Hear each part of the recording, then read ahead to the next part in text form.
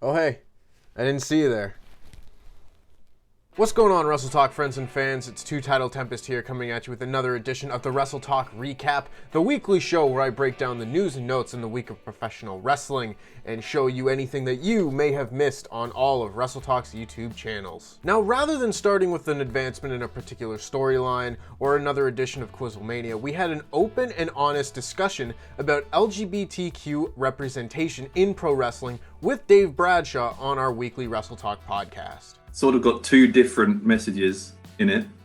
One of them is that the history of how LGBTQ characters in wrestling have been represented through most of wrestling's history, at least, has been fairly appalling. But on the flip side of that, oddly, the way that LGBTQ performers have been treated in wrestling, not always, not across the board, but sometimes, has actually been quite far ahead of the curve. You, of course, can also check out the WrestleTalk Magazine, where this conversation began, with Dave Bradshaw's article about the LGBTQ community in pro wrestling. Shifting gears now, the match of the week this week goes to the main event of Impact's Hard to Kill pay-per-view, with Kenny Omega teaming with the Good Brothers to take on Rich Swann, Chris Sabin, and Moose. It's still truly surreal to see Kenny Omega in an Impact ring in 2021, but that's exactly what we got in this match, as it was all action and a really good showing from Moose as well. Impact did a lot to protect Rich Swann even in defeat, as he took a Magic Killer and a One-Winged Angel before staying down for the 3 count. This was a really good match, and if this is the beginning of things to come between AEW and Impact from a match quality standpoint, well, I'm all for it. The show of the week is going to go to Hard to Kill. This show had a little bit of something for everyone, as you had Karate Man taking on Ethan Page in a cinematic fighting yourself kind of weird match. It was really strange, but it was pretty cool too. Also on the show, you had Sami Callihan and Eddie Edwards going at it in a hardcore match of sorts. This one might not be your kind of thing. It wasn't mine, but some really creative stuff in this match nevertheless. And of course, you then had the main event, which was, as we've already mentioned, spectacular. This was a pretty solid show from Impact, and hopefully it is a look into what is to come in 2021 for the promotion. Moving over to the news now, it appears that Ricochet might actually be signed to WWE until 2024. There have been rumors and speculation regarding him leaving WWE dating back to last year, but now a new report would suggest that he's going to be with the company for a few more years. Also this week, it was announced that WWE Champion Drew McIntyre had tested positive for COVID-19, leading to him being immediately quarantined before Raw. Barring any setbacks, he still should be able to make his next scheduled appearance at the Royal Rumble, defending the WWE title against Goldberg. Although for his sake, we might hope that that quarantine takes an extra week. Now for this week's shows, Raw of course was shaken up last minute as WWE Champion Drew McIntyre was unable to appear in the ring, so Triple H himself made his return to the program. He was set to face Randy Orton in the main event of Raw, and Alexa Bliss just decided, you know what, we're gonna go back to Memphis in the 1970s and throw a fireball into Randy Orton's face. Look, they're all playing their roles really well, but I'm so over this whole Alexa Bliss, Randy Orton, Bray Wyatt thing.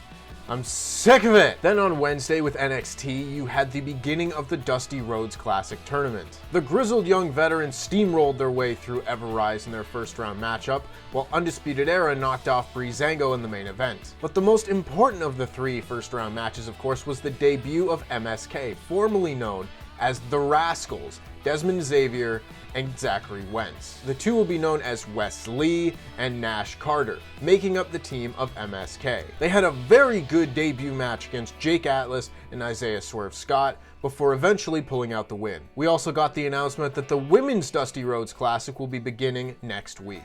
Meanwhile on AEW, we had a fantastic TNT Championship match between Darby Allin and Brian Cage. You can kind of assume how this match went for the most part, as it tells a pretty simple story, but sometimes the simplest stories are still the best ones. Darby Allin was able to come out on top in this one, and hopefully will be able to put Team Taz behind him for good. And over on SmackDown, after all the intrigue that we had that maybe Adam Pearce could beat Roman Reigns at the Royal Rumble, no, it's just going to be Kevin Owens again. Lame. I thought the Adam Pearce stuff was really interesting and really different, really unique, really creative, but instead now we're just getting another match. It'll be a good match, don't get me wrong. Roman Reigns and Kevin Owens will have a good match, but I want something different, you know? I want something fresh. Could have been Nakamura for all I care. Of course, make sure to check out Adam Blampier's latest list this week as he counts down the top 10 table spots of all time. Ah yes, we want tables, the mating call of the wrestling fan. Table spots are one of the great innovations in the magic of pro wrestling. They look cool as hell, but when done right, actually make most moves safer for the person taking them as their cushion and soak up most of the move's impact. And trust me, I'm saying that from experience. Over on Parts Fun Known, we had the latest edition of Explained. This time, Laurie Blake takes an in-depth look at Roman Reigns, the tribal chief name, and the Samoan wrestling family. Potential is hard to quantify when it comes to wrestling. Is it just technical talent, overwhelming charisma, size, presentation, fan support? Which concoction of these traits magically produces a main eventer, and what accident of alchemy produces Shorty G? And right here on Wrestle2, we have another week's worth of Wrestling Daily with Alex McCarthy and friends, as well as another edition of ScreenGrapple with Simon Longden. And this week on Phenomenerds, we had another set of great videos, one of which takes an in-depth look at the greatest board games ever made, legacy games. It's all about what you leave behind.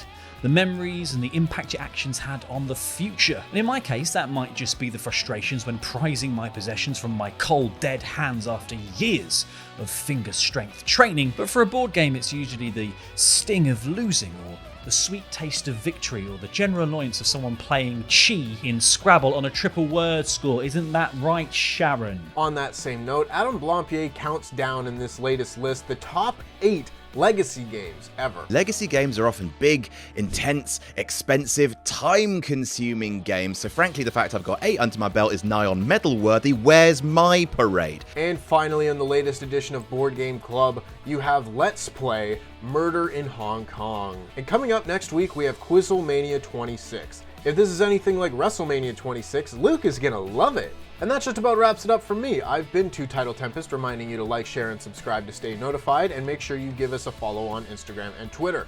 Our Instagram is @WrestleTalk.official, our Twitter is @WrestleTalk_TV. You can follow me on Twitter @TempestWT, and I will see you next time!